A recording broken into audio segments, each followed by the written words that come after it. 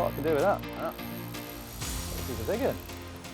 Well, I'm into one. It's been a little frustrating with the swans and the ducks.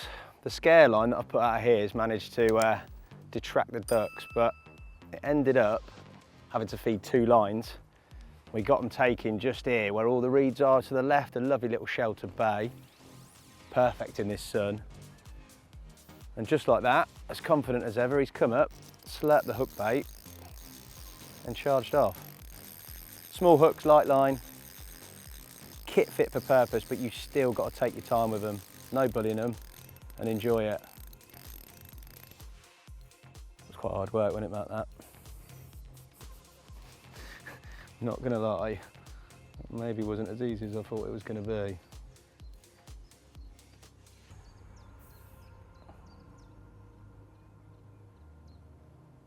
he is.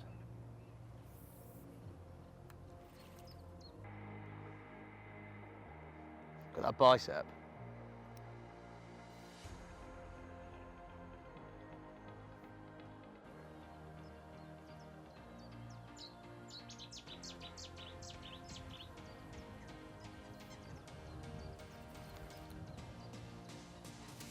Go solid.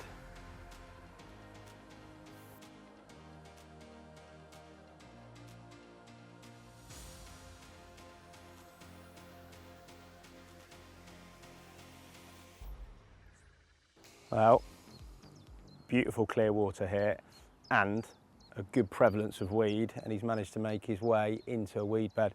Again, no panicking, keep consistent pressure. It's barbless hooks here, so you want that pressure. And then just allow him to kick free. I can see him, he is sending up plumes of bubbles, but he's just basically sat in a weed bed. I'm gonna keep the pressure on my end, he'll kick, and then hopefully, with a little bit of luck, he'll kick free of that band of weed, and he can come into our awaiting net. But always hairy moments, but don't panic.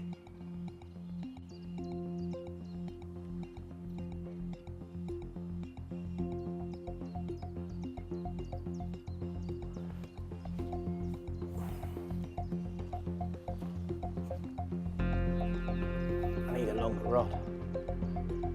There he is. Bionic common, mate.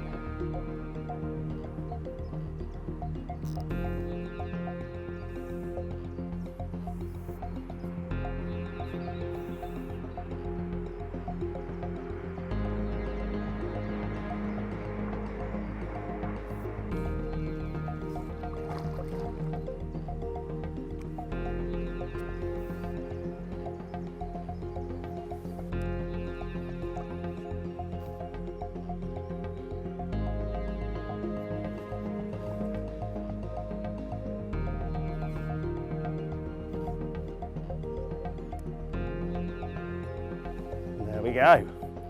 Off the mark, one in the net. Get in.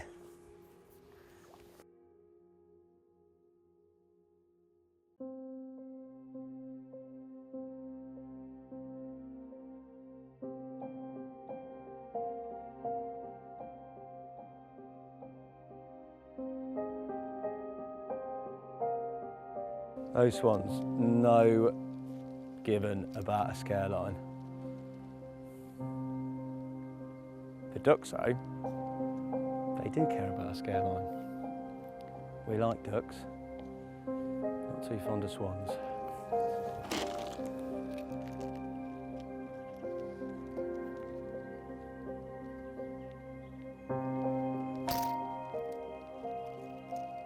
So, often is the case when you've got fish taken, there's opportunities, small windows, where you could maybe potentially catch 2, maybe 3 on the bounce. So all I'm doing with the fish resting in the net is getting a bit more bait out there. There's 2 areas that we're feeding. That area, which is where I've had the bite from with the scare line, that's worked, but the swans have migrated over to that. So I'm feeding this area out to the right, which was originally the swan line, but the fish have been cruising up and down just beyond sort of this marginal band of weed. I'm going to introduce a little bit of bait and see if we can't get them taken again and maybe capitalise on this window of opportunity. The sun's up, the wind seems to have died a little bit, the fish seem to be on the feed. So a couple more pouchfuls, get the rig sorted, new hook bait on, back out hopefully.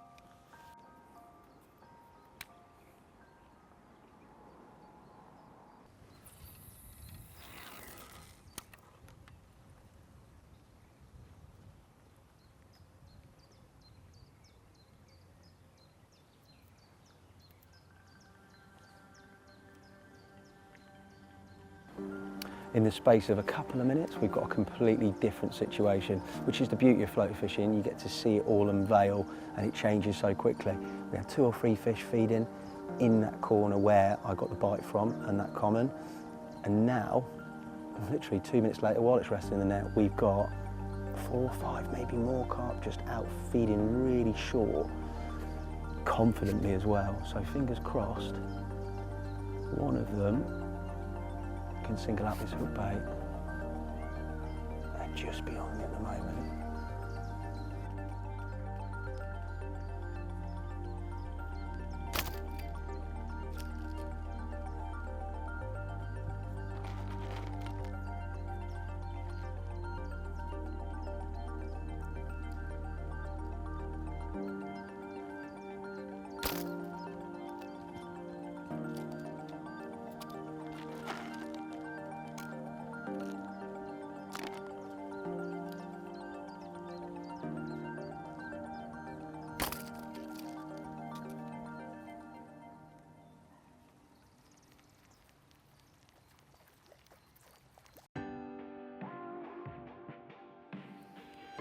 Well, unfortunately, there was no further action after this carp, despite maybe a half chance, but there's certainly nothing unfortunate about this carp itself. It's dark, scale perfect, clean, an incredible scrap and a real credit to Manor Farm. Taken on a trimmed down Scopex squid pop-up, off the top, in the corner there was a couple of fish feeding. This one chose to take it, and I'm a very happy angler. After I've had a few stills and slipped this one back, I'm going to talk you through my top floater fishing tips.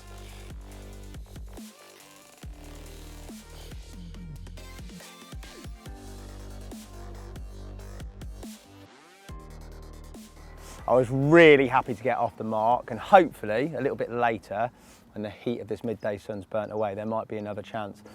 With regards to my floater fishing tips, I'm going to start with the absolute basics. I'm not going to teach you to suck eggs, but I still see it on busy complexes. People do not have designated specific floater fishing tackle. When you're cobbling things together and making do, that can really affect the efficiency of your fishing, and also can basically lead to you not catching, even if there are opportunities fishing off the top. So when it comes to a specific floater fishing setup, because you're using lighter lines, designated floater lines, in my case Zig Flow, and smaller hooks, and I'll talk about terminal tackle later, you need a softer, responsive rod. I got the Floater Rotor rod, which is a 12-foot, 2.5 pound test curve rod. It's really forgiving, it's got a soft tip which cushions all the lunges of those fish on those light hook lengths and small hooks under the rod tip, but has enough power also to deal with larger fish, which may be in prevalent weedy lakes, for example. Now, coupled with that rod, you need a balanced reel to ensure that you're not going to sit there with wrist ache if you're using something like a big pit. You want something that perfectly matches that rod. For me, I use the LR6000, perfect in terms of balance with that setup. You can hold it all day, which you're probably going to be doing when you're floater fishing, without any worries or strain on your wrist. It makes floater fishing so much more enjoyable and easier. As I said before, you need a designated floater fishing line. I opt for Zig Flow, but you do not want a heavy mono, for example, that's going to sink through the layers, because that will drag your presentation out of position unnaturally.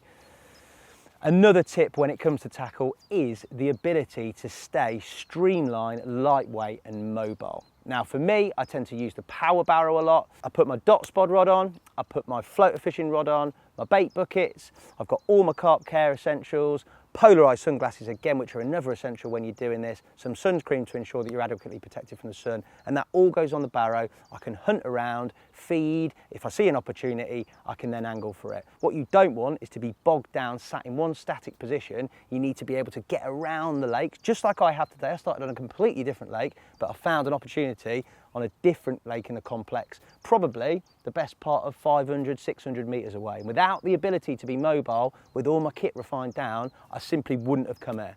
So that's a key element when you're targeting fish off the top. Be mobile, get about. There are opportunities, whether they be corners, different waters and lakes on the same complex, or whether you even move complexes and get in the car. It's always a case of the harder you work, the more chance you'll stumble across an opportunity and catch them off the top.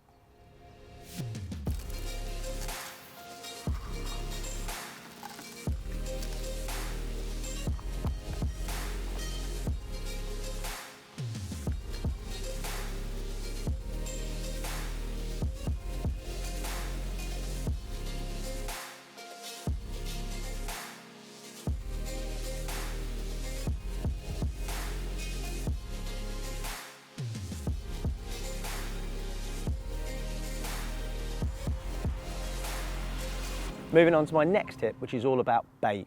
Now for me, when I'm floater fishing, I like a mix of different size items on my freebies that I put out. What that does is it gives the fish different perspective, different ride heights, and confuses them, much like a mix when you put it out on the deck. Sometimes you can just put out bigger items like slicker floaters or dog biscuits, and they will take them readily. However, on pressured venues or when they've seen a bit of floater action, that mix with a variety of different sizes often can get the fish feeding where straight bigger items won't. For me, two ingredients that I use are slicker floaters and the ever faithful riser pellet. Now, because riser pellet is so small, there's so many different ride heights within that, even some of it disperses and sinks through the water column, that is often what the fish start taking first. And if you've got a really difficult situation or a really pressured lake, the percentage with regards to the riser pellet I put in the mix will be slightly higher initially. But what I will do over the course of time is be really careful to refine the riser pellet out of the mix when the fish have gained confidence feeding on it onto those larger slicker floaters. Sometimes it's so effective, riser pellet, that you can get them preoccupied on it if you put too much out, and it can be quite difficult to imitate a hook bait. But it is deadly. Mix the two together, normally about 80-20 in favour of the slicker floaters. Out it goes, and you'll find that that is an effective mix when targeting carp off the top. We all know how important feeding is, whatever type of angling you're doing, and floater fishing is no different.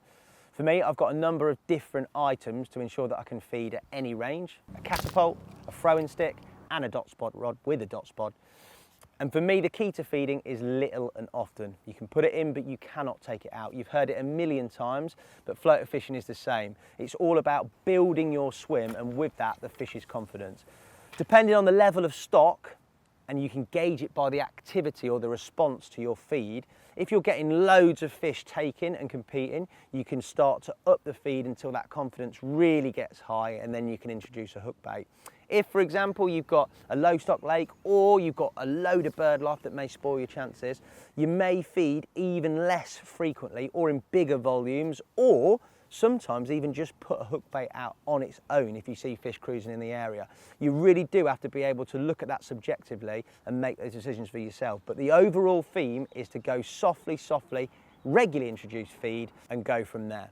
As an additional point, on busy day ticket lakes such as Manor Farm, you really do have to pay close attention where your feed is drifting to.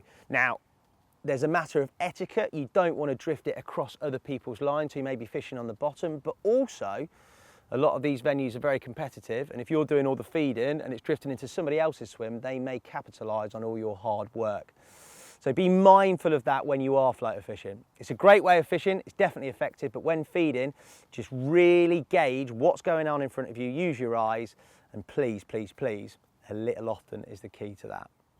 My next tip is all about hook baits. Now, the beautiful thing about floater fishing is you have a real visual representation of exactly what the fish are after. Often, you'll see the fish maybe shy away from the hook bait. You might see them just come up and grab it initially really confidently, which is obviously what you want. But you can really start to experiment, tailor, tinker with your hook bait to ensure that it perfectly mimics the freebies.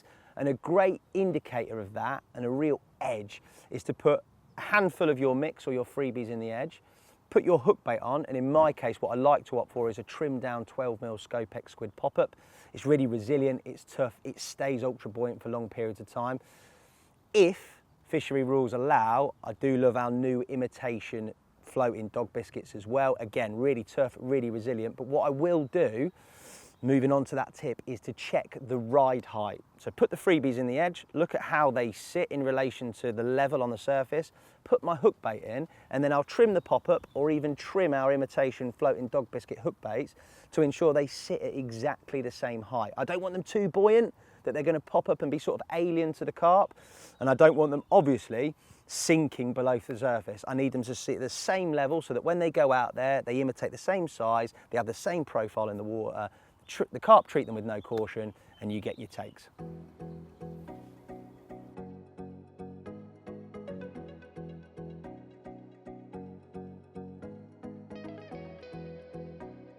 Another top tip is all around maintaining the buoyancy and flotation of your reel line and your hook length throughout the course of your session. Obviously your reel line and the hook length pick up detritus off the surface, and they can sometimes start to sink. What this can do is draw the float unnaturally towards you, and means your presentation can sometimes be completely ill-fitting of all the freebies that you've got out there. Now, in order to ensure that it's buoyant, there's a number of different things that you can use. The first thing, the little glands that secrete oil. I've got a big nose, so I've got plenty of glands there. That can be rubbed on your hook length. You don't need to purchase anything. That will ensure that it floats, and I'll do that time and time again to make sure the hook length floats. You can obviously buy line grease or floatants from the tackle shop, put them on your reel line and put them on your hook length too. What you need to do is get used to that process of checking, have a look at it again in the edge, check your reel line and ensure that it's nice out there, floating, riding on the surface and not sinking unnaturally. For my final tip, it's dealing with the dreaded bird life. We've all been there. You put some mixers out, down come the seagulls, in come the ducks and the swans and the albatross and anything else. It's carnage. I've found a couple of key ways to help be able to fish effectively when you have got venues with a big bird life population. Most of them do have nowadays. The first one that's really effective for seagulls, ducks, is a scare line. Now that might be a lead or a dot spod put out there. The floating braid out in the pond will detract from those birds diving in and around the area of that. So you can feed under that line, you can fish under that line, and those birds won't come in and take or interfere with your fishing. Another great one is a simple one if you've got seagulls, is to clap. Every time they try and land, give it as big a clap as you can, and that can sometimes spark them to startle off and just keep in the air basically. It's a lot of noise, but it doesn't detract from the fish feeding either. I've had fish take right underneath with all that noise and keeping the seagulls off. A real good tactic, and I've used it here as well as the scare line, is to feed a separate line.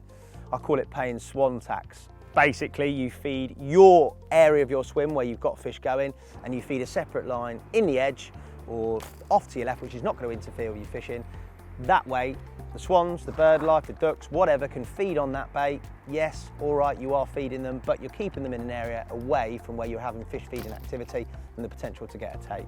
On top of that, if you have got, for example, birds that are near the bank or a bit of bank space or even on the peg next to, I have seen people put food down on the peg so that the birds can come in and they're off the water altogether and they'll feed on that free food in your peg. So there's many ways to do it. They are a pain. Another key is to keep feeding. I know I say it, don't go undergunned with the amount of feed that you've got. Keep feeding, and sometimes the bird life will generally fill themselves up, they'll have enough and they'll go and bask on the bank, and that way, if you kept feed going in, you've still got an opportunity present with the fish. They can be a pain, but there's many a solution. They're my top tips. I hope the next time you can get out, you can utilise some of them and catch your own surface caught carp.